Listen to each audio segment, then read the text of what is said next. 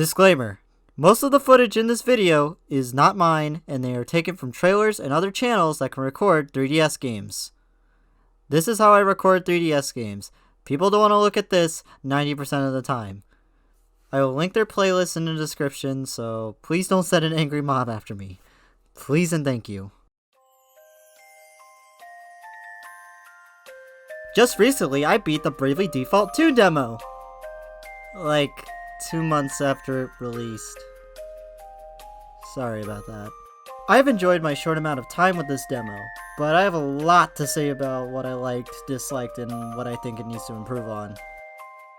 So I just wanted to get this video out explaining my thoughts, because not many people are talking about it, so I guess I should. You also just want to get another video out because you're at a current roadblock with your big video. You just want to grow your channel more so it doesn't look like a dump of laggy streams. No? Okay. Well, first let's talk about my history with the Bravely series and explain a bit about it. Also, I want to gush over it, so I am a huge fan of the first Bravely Default, especially its direct sequel, which is probably my favorite 3DS game. If you want a fantastic turn-based JRPG and you miss the classic Final Fantasy games like 3 through 9, this is the perfect game for you. Bravely is a love letter to those SNES and PS1 games. The game's name is mostly based after its unique mechanic, Brave and Defaulting, where if you default, which is basically guarding, you store BP for that character. Using Brave consumes a BP, but allows the character to take multiple actions within a single turn. This opens up so much strategy options and convenience for battles. You can Brave at the negative BP where you can go all out to defeat an enemy when they're close to going down. But there's a risk. If things go wrong, you can be left idle for several turns. This is useful for weaker enemies so battles end faster and you can get some sweet battle bonuses too. There's more to it, such as certain skills requiring BP, but having a healer that doesn't need to heal on a turn defaults, then later Brave multiple times to let loose multiple heals in one turn later on is so satisfying. It makes it feel that turns aren't wasted. Also, enemies and bosses can do this too, which is fun. It also features a fantastic job system that lets you mix class abilities. It's inspired by games such as Final Fantasy 3, 5, and 4 Warriors of Light. Oh, speaking of 4 Warriors of Light, yeah, remember that game. The Bravely series is a spiritual successor to that game. I personally never played it. I've heard mixed reviews on that game, but it's interesting. I also like the cute storybook art style. Speaking of art style, Bravely Default uses pre-rendered backgrounds for a lot of its areas, specifically towns, and they're gorgeous. I am a big fan of pre-rendered backgrounds since I grew up with games like Resident Evil that heavily used it. The character designs are also gorgeous and they complement it really well. They're done by lead artist Akihiko Yoshida. You might recognize him from Final Fantasy Tactics, Nier Automata, and Grand Blue Fantasy. If you want a beautiful medieval fantasy world, you know who to call. Of course, you can't have an epic JRPG without a strong soundtrack. The music is done by Revo. You might recognize that name since he did work for a pretty popular anime. His work on this game is so good, especially electric guitars.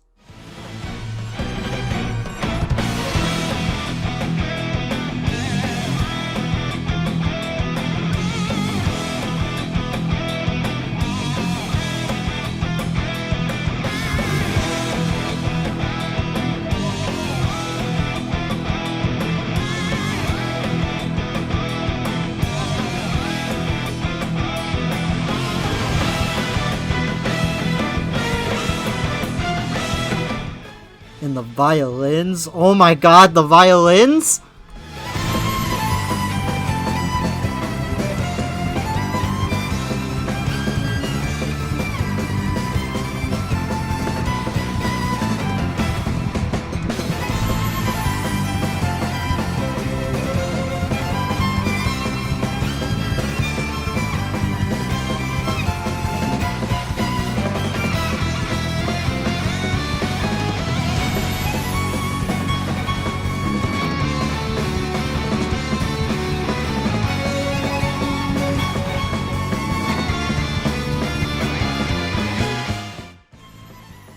Bravely Default probably has one of my favorite OSTs ever.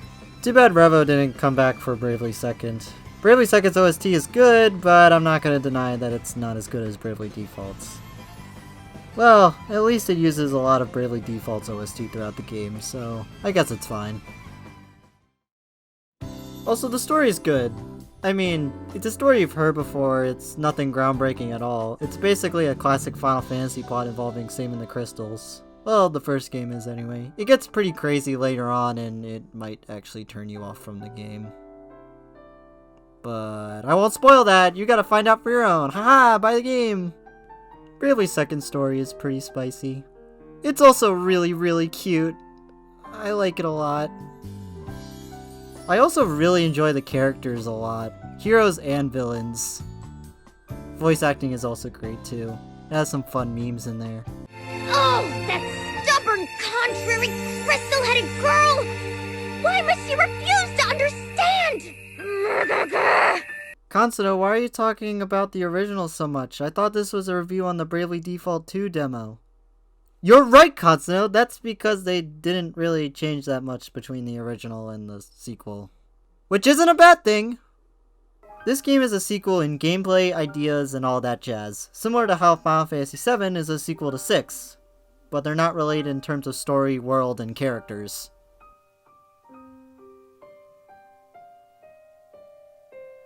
Bravely Default 2 was announced during the 2019 Game Awards, and it's the only thing that I cared about that was revealed there. I really should have went to bed after that was revealed. Oh well. Most people reacted like, "What? Huh? I thought there was already a number 2. That's because, it turns out, as mentioned before, this is a sequel that takes place in a whole new world with new characters and story. Again, it's similar to how Final Fantasy games work. This series is technically a spin-off of Final Fantasy, so I guess it would follow suit in these naming schemes. So, don't be surprised if we get a Bravely Second 2 later down the line. Also, that probably means Bravely Third isn't happening. Sorry, Alternus.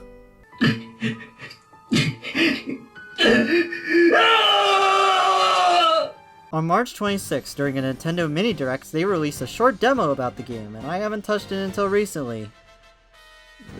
Sorry I'm late. I really wanted to make a video about this demo because I have a lot of problems with it despite enjoying it. And if they're trying to outdo the previous games, well, they aren't doing it. Well, to me anyway. You're also at a roadblock. I know that! Okay, I know this game is like midway through development. They said it would come out this year, but considering recent events, it's probably gonna get delayed.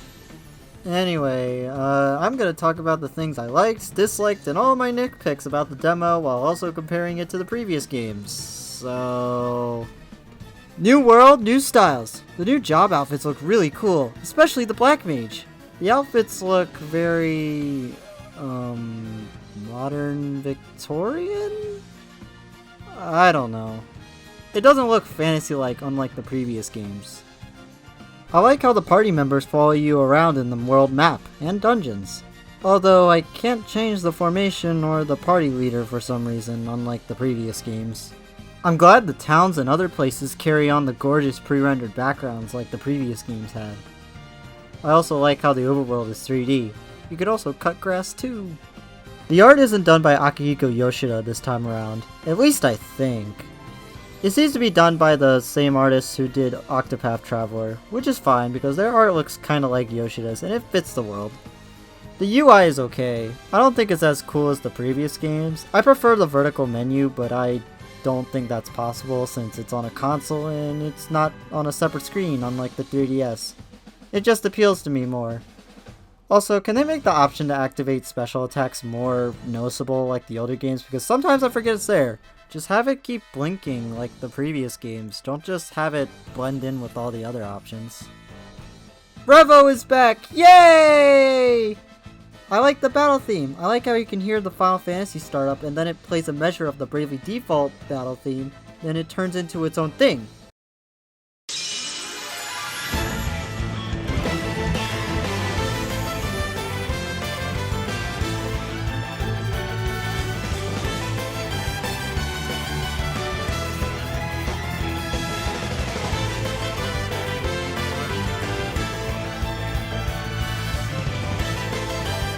which is cool. Although the asterisk boss theme isn't as good as that person's name is. And honestly, I think it's just a placeholder for the real asterisk boss theme. A lot of tracks feel unfinished, so I guess it's just a sign that they're still midway through development. The story is a classic Final Fantasy plot involving the crystals again, but over here the crystals are causing destruction because they got into the evil hands or something, instead of having their light switch turned off. The new 4 Warriors of Light are fun. I'm excited to see what they have to offer, but they don't seem to have as interesting of a hook compared to the previous 4 Warriors of Light. Here's what I mean. Tiz, the sole survivor of a town that was completely obliterated. He deals with survivor's guilt and the death of his brother. Other hand! Let me go! We'll both fall at this rate! I'm not losing you ever! Now hurry and give me your hand!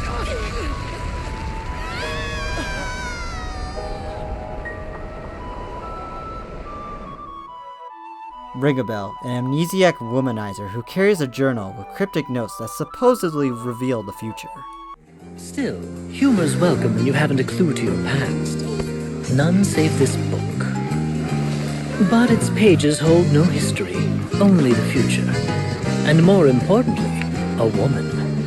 We've yet to meet, and I'm in love. My angel of fate. Could she be nearby?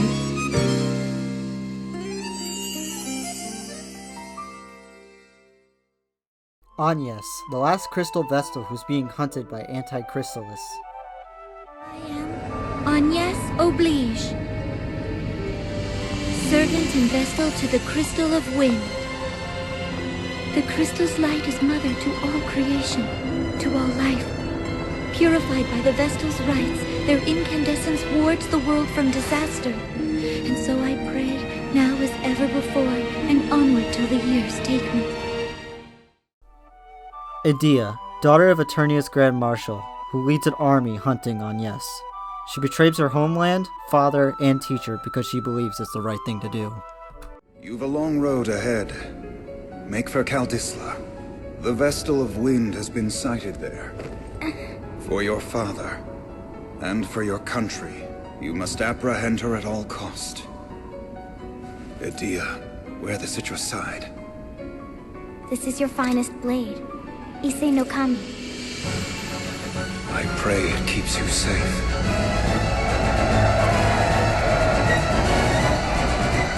Father, I swear that I'll return to you a proven warrior.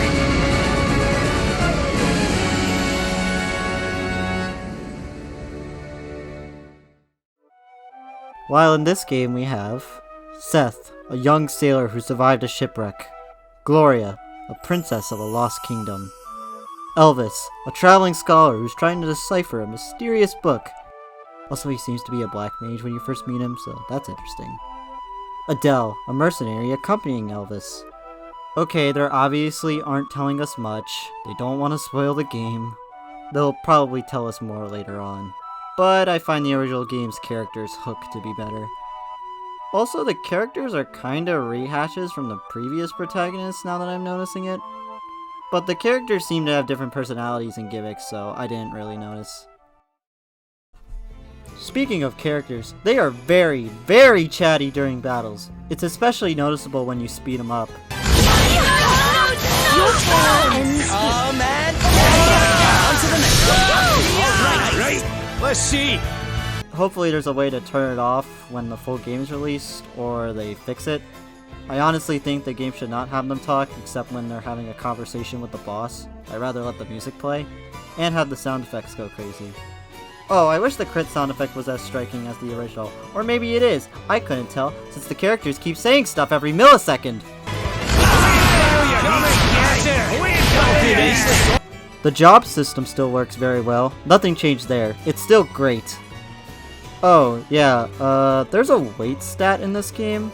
I never had a problem with it when I was playing the demo, but I heard some people have problems with it.